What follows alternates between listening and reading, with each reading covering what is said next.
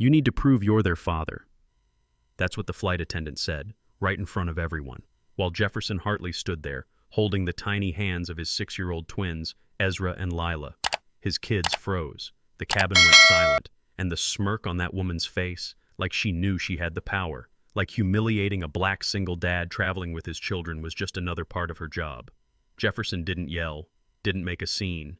He just blinked, clenched his jaw, and whispered something that would change everything. You really don't want to do this. Let me back up a sec. That morning had started like any other, a flurry of packing, pancakes half burned in the skillet, little Ezra bouncing on the bed, shouting, "Is the plane faster than your truck, Daddy?" while Lila tried to sneak her stuffed giraffe into his carry-on. Jefferson was a planner. Birth certificates, medical records, even a backup charger for each tablet, just in case. First flight since their mom passed away. And yeah, he'd splurged for first class. It was supposed to be a small joy for them after so much grief. But grief doesn't always show up loud.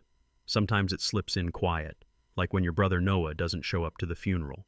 Not because he didn't care, but because he was, well, CEO of the same airline they were flying with, Skylane Air, stuck in Tokyo closing a billion-dollar merger, sent a text instead of a hug, and Jefferson hadn't really spoken to him since. At the airport, the signs started early, people clutching purses tighter, agents skipping good morning like courtesy cost extra. The check-in agent, who looked straight past him, asked, "Are these your children?" in the kind of tone that tells you it's not really a question. When she demanded birth certificates even after seeing their matching last names, Jefferson didn't flinch. He just handed them over.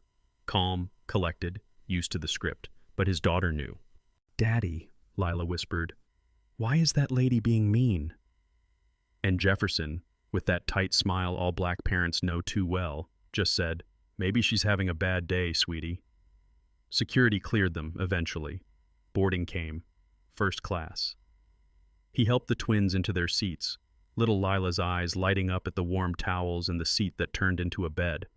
But the warmth didn't last long. Chelsea. That was her name, the flight attendant with perfect hair and a colder smile. She brought drinks for every white passenger around, greeted them by name, asked if the champagne was chilled enough, then walked right past Jefferson and the twins like they were invisible. When she finally came around, it wasn't with snacks, it was with suspicion. "Are you traveling with these children?" "Yes," Jefferson said evenly. "I'm their father." "I'll need to verify that." Right there, loud enough for the whole first-class cabin to hear. Even the guy across the aisle, Raymond something, gray hair, smug suit, leaned in and muttered to his wife, "Standards sure aren't what they used to be." Jefferson looked down, focusing on Ezra's buckle. "Just turbulence, buddy," he said, voice steady. "Nothing's wrong."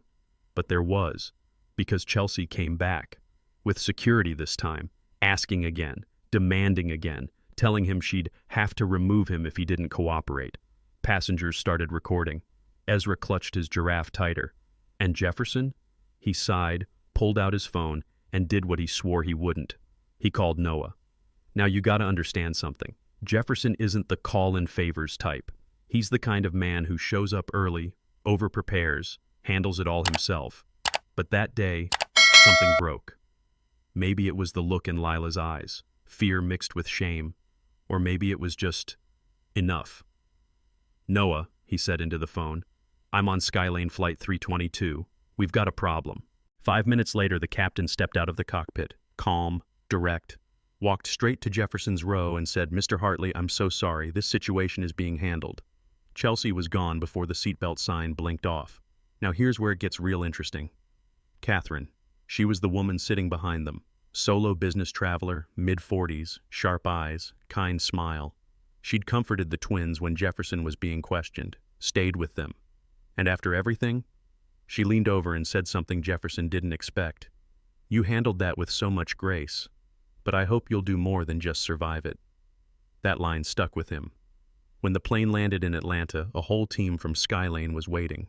Apologies, escorts, smiles that didn't quite reach their eyes.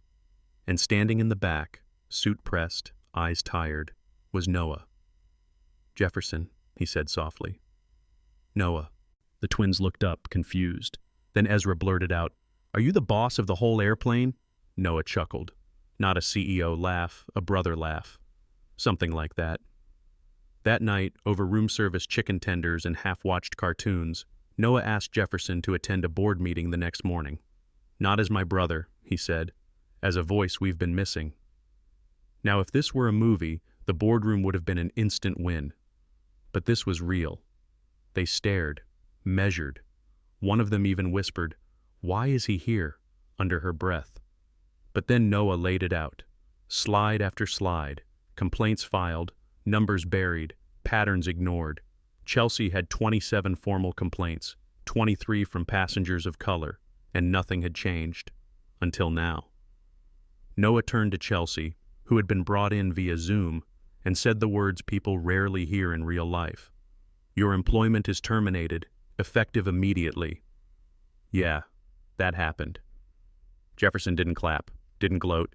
He just sat there, silent, as Noah continued, laying out new policies, training reforms, anonymous reporting systems. Real change, not just PR spin. 6 months later, Jefferson was consulting with Skylane full-time, not because he was Noah's brother, but because he'd become the guy who actually got things done. Catherine? She joined too, now leading the airline's legal team for passenger advocacy. And the best part? The next time Jefferson flew, same route, same kids, same airline, something had changed. Ezra was greeted by name. Lila was given a coloring book without asking, and not a single person asked Jefferson if he belonged there. But here's the thing. The story doesn't end with one man making a call. It doesn't end with one racist flight attendant getting fired. Because for every Jefferson who can call someone powerful, there are hundreds who can't, who still get judged, questioned, humiliated. So yeah, maybe this time justice came fast.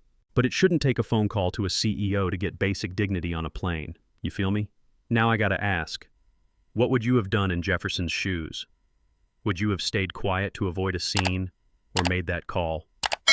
Drop your thoughts in the comments. Tell me what justice looks like to you.